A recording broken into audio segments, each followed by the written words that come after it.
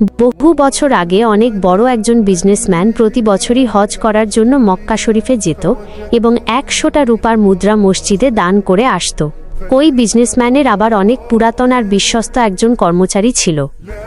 একবার তার সেই কর্মচারীকে বলল, আমি তো প্রতি বছরই হজ্জে যাই, আর আমার অনুপস্থিতিতে খুবই আমানতদারিতার সাথে তুমি আমার বাড়িঘর দেখাশোনা করো।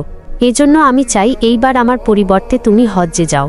এতে করে তুমি আল্লাহ তাআলার পবিত্র ঘর আর নবীর রওজা জিয়ারত করে আসতে পারবা।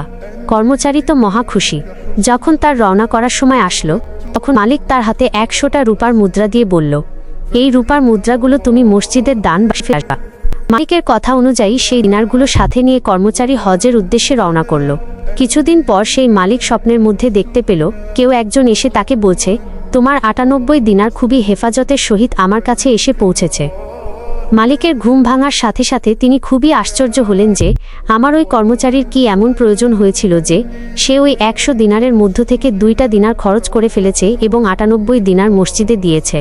কিছুদিন পর যখন ওই কর্মচারী হজ করে ফিরে আসলো, তখন মালিক ওই কর্মচারীকে জিজ্ঞেস করল, কি ব্যাপার, মক্কা শরীফে যাওয়ার পর তোমার কি এমন প্রয়োজন হয়েছিল যে তুমি ওই ১০০টা দিনারের মধ্য থেকে ২টা দিনার খরচ করে ৯৮ দিনার মসজিদে দান করেছ?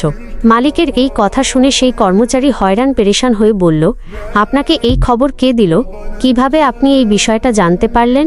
তখন সেই মালিক বলল, আমি স্বপ্নে দেখলাম কেউ একজন এসে আমাকে বলছে, তোমার ৯৮ দিনার খুবই হেফাজতের সাথে আমার কাছে এসে পৌঁছেছে।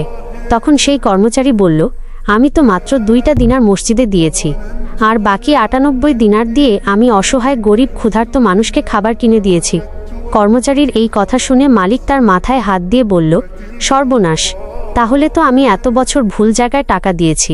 আমার কাজে তো মনে হয় আল্লাহ তাআলা খুশি হয় নাই। আল্লাহ তাআলা তো খুশি হয় ক্ষুধার্ত লোকের মুখে খাবার তুলে দিলে, কোনো গরিব লোকের